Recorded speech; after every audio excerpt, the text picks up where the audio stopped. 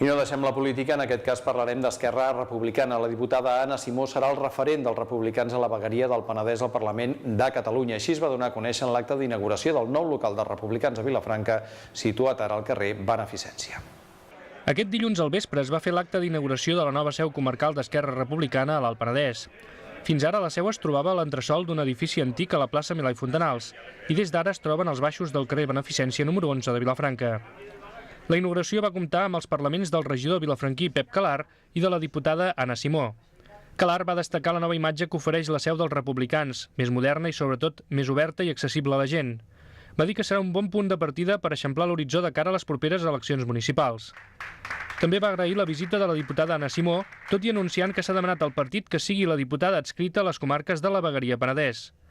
Anna Simó va iniciar el seu discurs mostrant la seva satisfacció per haver estat convidada a presidir l'acte i també pel fet que se li hagi demanat representar el Penedès en el Parlament. A mi aquest matí m'ho han plantejat, jo els he demanat una mica de poder-m'ho pensar bé i parlar amb la resta de diputats perquè tenim molta feina per distribuir, havíem fet una distribució prèvia que no coincidia ben bé amb això, per tant ho hem d'acabar de perfilar, està pendent d'un parell de qüestions, de parlar doncs, amb el diputat, diguem-ne, per la província de Tarragona, però bueno, és una qüestió que m'ha plantejat la regional i que valoro la possibilitat que això sigui així.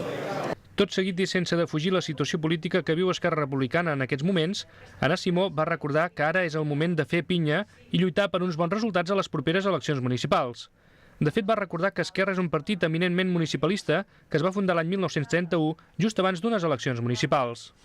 La diputada republicana també va destacar que per Vilafranca, davant del repte de les municipals, la nova seu serà molt important. Per tant, ara és hora de fer política, de sortir al carrer, de parlar amb la gent, de posar en valor aquest patrimoni que representa Esquerra Republicana i els seus homes i dones i disposar d'un espai adequat per poder parlar, per poder treballar i adequat i obert a la ciutadania, molt més obert a peu de carrer en un lloc com aquest que no l'anterior local, doncs que era un local més desavinent, no? Pel que fa, tot i ser un edifici històric, però era desavinent pel que fa a l'accés de la població. Ara estem més a l'abast, tot és vidre, per tant estem oberts i transparents a tota la ciutadania, toca parlar i treballar molt. Els parlaments van finalitzar amb un brindis pel futur, en el qual també va participar el gelidenc Miquel Carrillo, que ha estat diputat en les dues darreres legislatures. Té molts anys de vida.